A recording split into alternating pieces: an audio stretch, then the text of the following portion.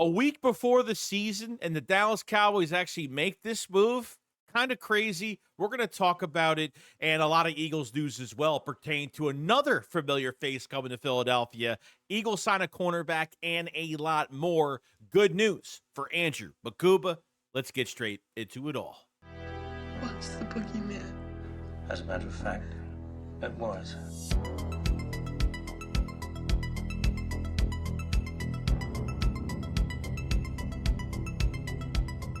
What is going on, guys? Hope it's on a fantastic day. So this is the first order of business when it comes to the Dallas Cowboys trading Micah Parsons to the Green Bay Packers. And in return, they got a lot. They got 2 first-round picks. They got defensive tackle Kenny Clark, which Jerry said, well, we needed help against the run.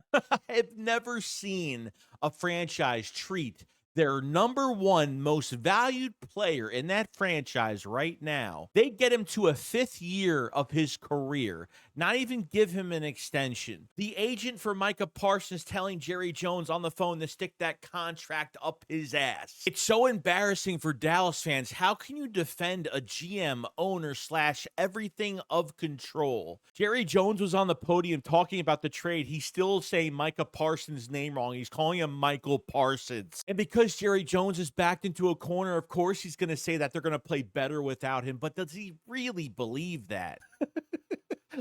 Lane Johnson is going to be literally pass protecting with one fucking hand next week. I mean, Micah Parsons gets traded a week before a game. I would have rather have Micah Parsons stay in Dallas for the next few years because he would have just wasted all of his time for another few years, and I would have been very satisfied with that. As for the Philadelphia Eagles, the Washington Commanders, and the New York Giants, this is probably bad news for us, but the Dallas Cowboys have 2 first-round picks now. I mean, they literally gave up their best player for a big need, which was at DT, which they need to get better against the run, and sure, I guess this is going to help them in some way. I don't really trust Jerry Jones to really take those picks and really get your investment off of trading Micah Parsons away. Yeah, I don't think so. So I guess good luck next week.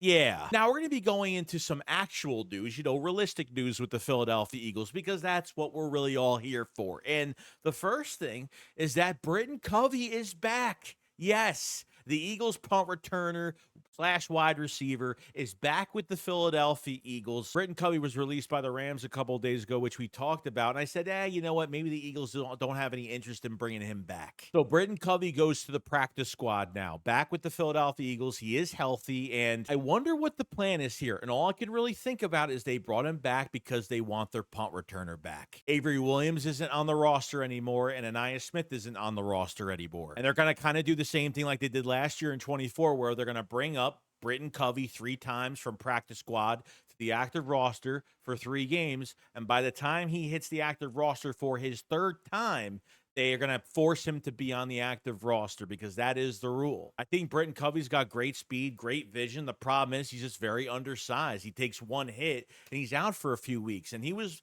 out multiple weeks last year. I think he was hurt like 3 different times. I don't even know at this point if we even have our kick returners right now. So Darius Cooper has been playing one spot at kick return, but who's the primary kick returner? Could it be Darius Cooper or will it be somebody else? We'll see what happens with Britton Covey, but I have a feeling he will be the punt returner this year. Then the big news, Andrew Mukuba finally is back at practice. It wasn't long. We were like, he was out the other day with a hamstring. He was still out. But Andrew Mukuba was actually doing some individual drills while the team was working out. So coming off this hamstring injury, that's a very good sign that Mukuba could be playing in this first game, especially if he was doing some specifically individual work by himself. Maybe he didn't have too much of a heavy workload going into this practice from the other day, but Mukuba doing that work that he was doing is putting him in the direction to play against the Dallas Cowboys next week is a very good sign. Now, we're going to be talking about the Marcus Epps situation that was pretty much signed over Justin Simmons. I mean, can you really believe it? I mean, Justin Simmons wasn't signed before Marcus Epps. Marcus Epps was hurt last year. He had a torn ACL, which I didn't even know of since last September. He was out the entire year.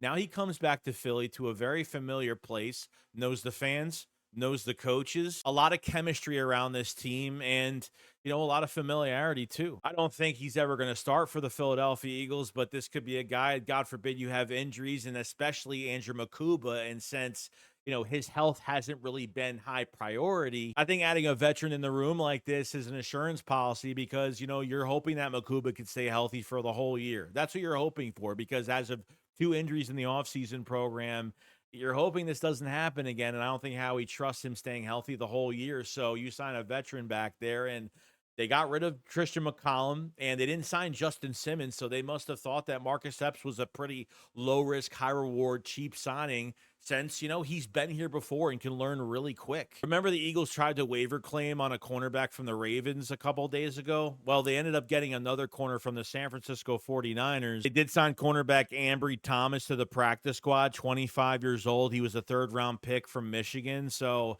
I'm still not sold on this CB2 spot. I'm sorry, but I'm not, because either you're going to throw Ja'Cory Bennett in the fire, or we are really going to have a long season with Adoree Jackson playing as the starting CB2.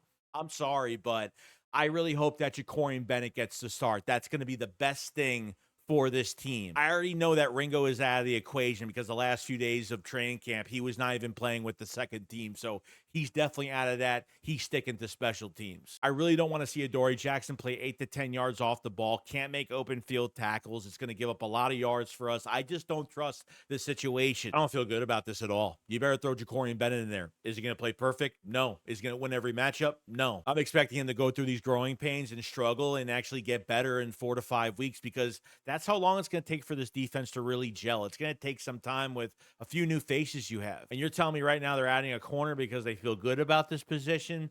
They feel the worst out of this position. They were putting a waiver claim for another corner that they couldn't get, and now they actually sign another corner. They're in desperate mode. This is desperation right here. On top of this cornerback 2 position that you completely ignored and just kind of let Isaiah Rodgers walk like there was no pick, no nothing coming back, and you still let him walk. Part of the reason why, you have a tough schedule in the beginning. You got to play the Rams. You got to play KC. You got to play the Tampa Bay Bucks that have whooped our ass the last couple years, and we need some payback. That beginning of the schedule is very concerning. You're facing some powerhouse playoff teams, and they need to get their shit together. They're already trying to knock off Russ with the offense as of right now. Now we have a CB2 problem, and I'm really hoping this doesn't turn into anything bigger, because otherwise the Eagles are going to have to use some draft picks and try to trade for somebody. They're going to have to. Well, other than that, that's pretty much it. We talked about the Micah Parsons trade. We talked about Britton Covey coming back. We talked about Marcus Epps and what he means to the safety group. Andrew Mukuba aiming for that week 1 starting job, and the Eagles went out and signed a cornerback.